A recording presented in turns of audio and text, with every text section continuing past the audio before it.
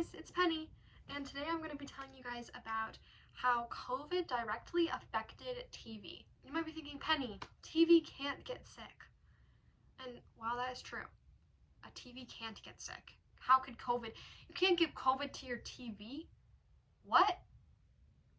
Don't worry. I know. You're scared. But I'll answer all your questions tonight. In 2020, COVID kind of came as a shock. I mean, a lot of people were warned beforehand, but a lot of people didn't take it extremely seriously. But the places that should take it the most seriously would be places with a lot of workers, such as a television set. Not that type of television set, that type of television set. There are a lot of workers there, so a lot of people got laid off of their jobs. And this caused a lot of people to lose a lot of money, and productions were just put on halt all over because you'd have to be in person to film or write or anything of those sorts. What am I saying? Due to COVID, a lot of shows got canceled, especially shows that were extremely loved and appreciated by the networks, by the audiences, were canceled. Shows like I Am Not Okay With This and The Society, which were shows that were like very popular on Netflix, and they just canceled them because they're like, oh,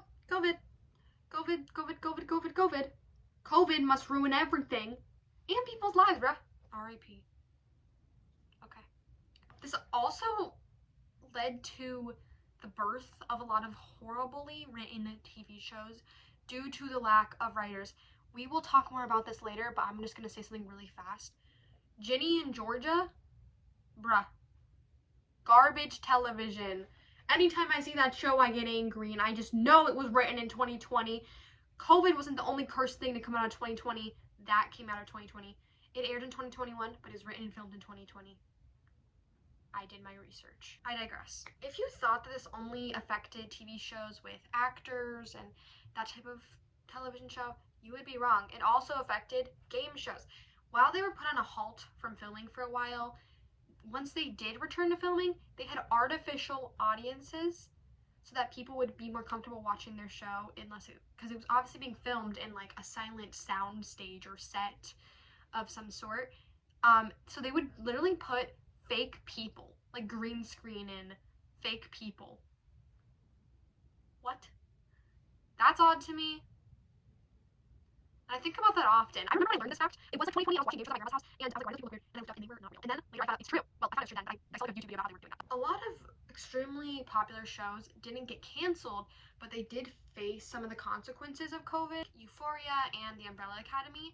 Those shows are extremely well loved by the public. I don't know. I've never seen any of them, but Euphoria and The Umbrella Academy both had extreme cuts in budget and workers, that their production quality went down like quickly and fast and a lot. Like they lost a lot of money because they weren't being, and they also lost a lot of money for advertising. So they didn't get to do like a lot of advertising for the seasons that were coming out during COVID-19. This made a loss in viewership by the fans. A lot of people like did not want to watch it anymore because they were like, oh, this quality is horrible and garbage. But some people like stuck around. But yeah, 2023, the SAG-AFTRA strike happened, and if you don't know what that is, it is pretty much the actors and writers strike. They felt like their rights were not being fully recognized, and like they weren't really getting their rights that they wanted and they deserved, and they literally have a right to have their rights, you know what I mean? So they went on strike in 2023.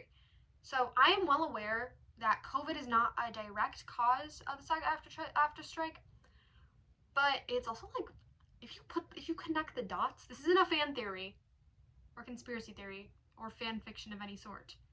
If you connect the dots, though, you can see how COVID plays a big part in the reason that there was that strike in 2023. They were being put in unsafe circumstances, and they were working hours that were unjust. And I think and they were being paid unfairly. I think a lot of this is because of COVID, since there was such a horrible downfall in COVID. They're like, oh, we need to really work out. No, we need to really work these writers and actors and directors, all these people. We need to make sure that they're working hard. Are you working hard? Are you hardly working? Hardly working was not an option. And so they went on strike, which also led to AI writing. If you look at it, COVID was the source of all evil. Due to this strike, it actually really helped and benefited a lot of actors and writers and anyone really in that business. If anyone really in that business. And it's also like good for future people, like people who are going to be in it in the future and people who are in it in the present. They will be paid fairly because of these strikes. So it is good that happened. But I do believe the cause was COVID. That's my theory. It's not a theory. It's like I have factual evidence. I can show some of my factual evidence here. I thank you guys for paying attention, if you were, unless you guys are like on your phones. Because I won't really know right now. I'll know when I'm presenting this.